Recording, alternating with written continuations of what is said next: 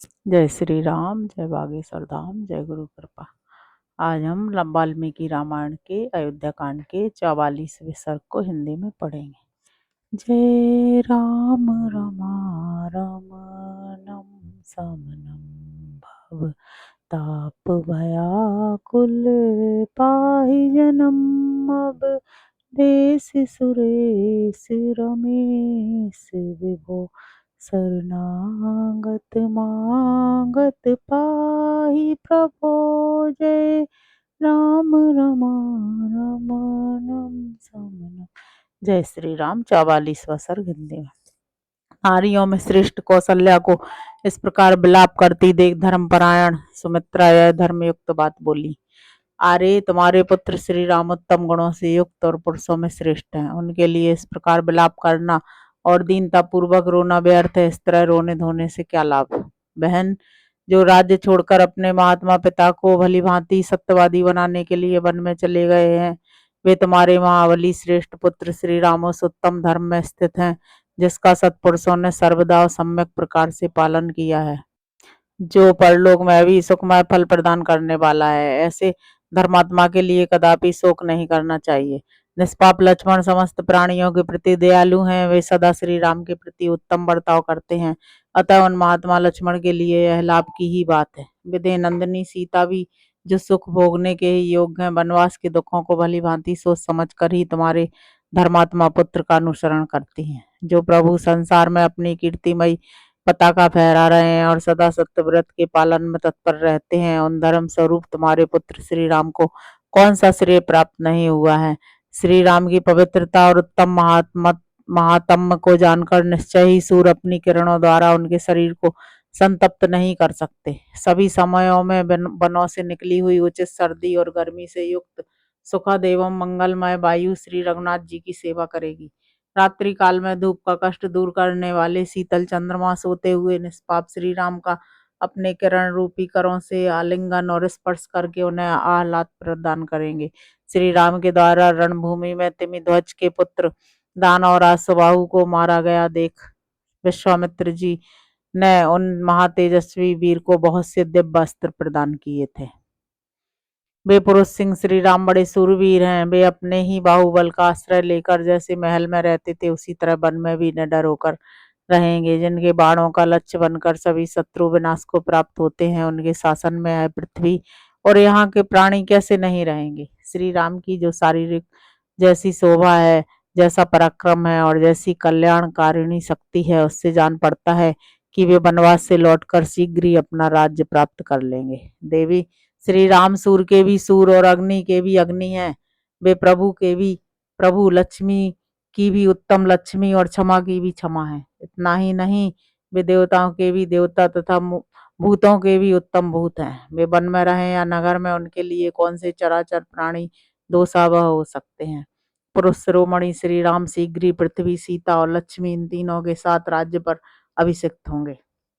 जिनको नगर से निकलते देख अयोध्या का सारा जन समुदाय शोक के वेग से आहत हो नेत्रों से दुख के आंसू बहा रहा है।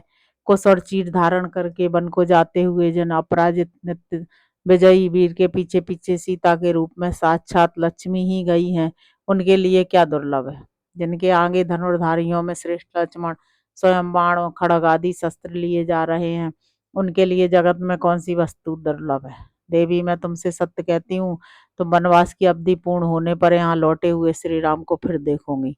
इसलिए तुम शोक और मोह छोड़ दो। कल्याणी आनंदिते, तुम नवोदित चंद्रमा के समान अपने पुत्र को पुनः अपने चरणों में मस्तक रखकर प्रणाम करते देखोगी।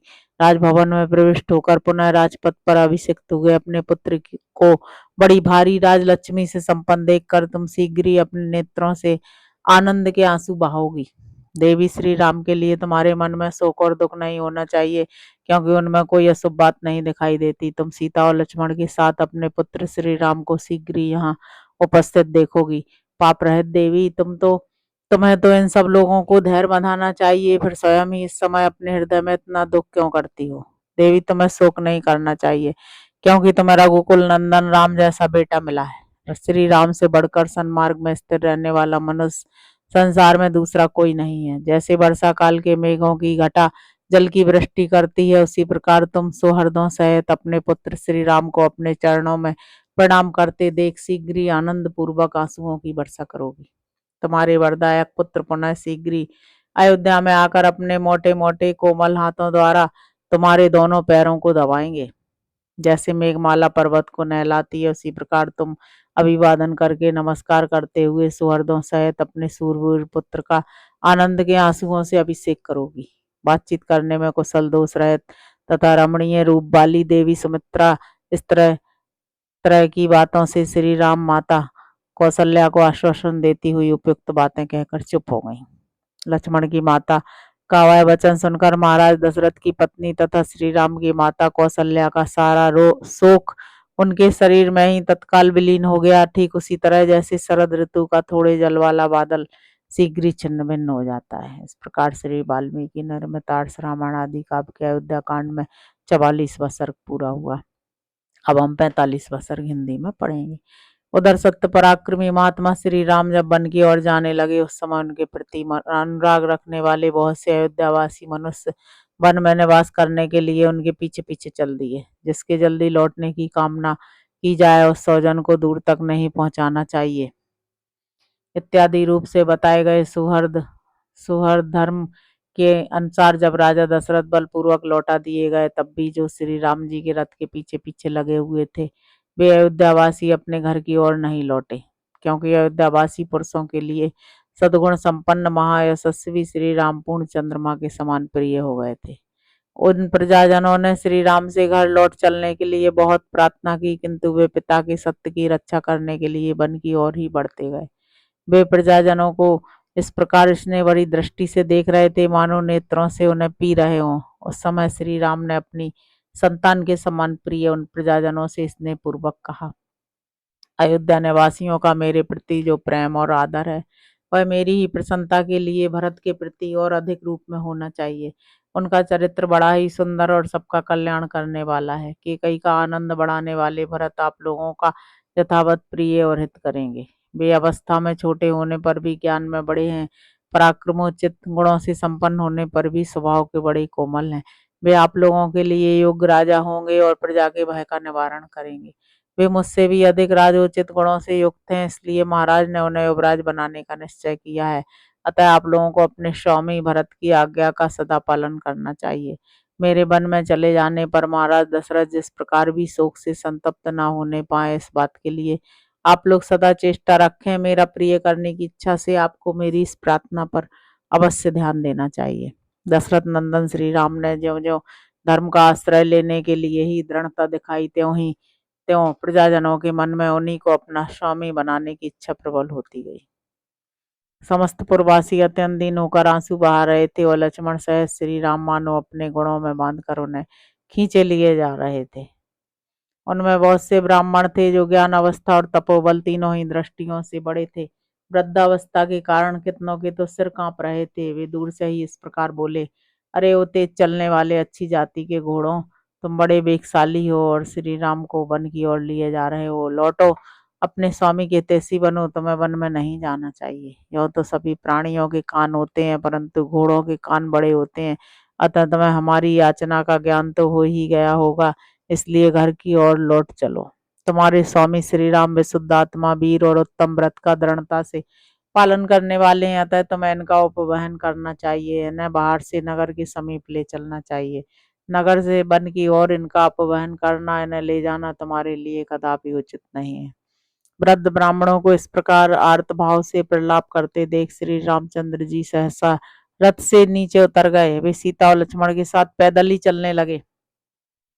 ब्राह्मणों का साथ न छूटे इसके लिए वे अपना पैर बहुत निकट रखते थे, लंबे ढक से नहीं चलते थे।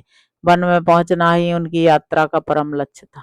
श्री रामचंद्र जी के चरित्र में वात्सल्य गुण की प्रधानता थी। उनकी दृष्टि में दया भरी हुई थी, इसलिए वे रथ के द्वारा चलकर उन पैदल चलने वाले ब्राह्मणों को पीछे छोड़ने का साहस न कर सके। श्री राम को अब भी वन की ओर ही जाते देख वे ब्राह्मण मन ही मन घबरा उठे और अत्यंत संतप्त होकर उनसे इस प्रकार बोले, रघुनंदन, तुम ब्राह्मणों के तैसी हो, इसी से सारा ब्राह्मण समाज तुम्हारे पीछे पीछे चल रहा है। इन ब्राह्मणों के कंधों पर चढ़कर अग्निदेव भी तुम्हारा अनुसरण कर रहे हैं।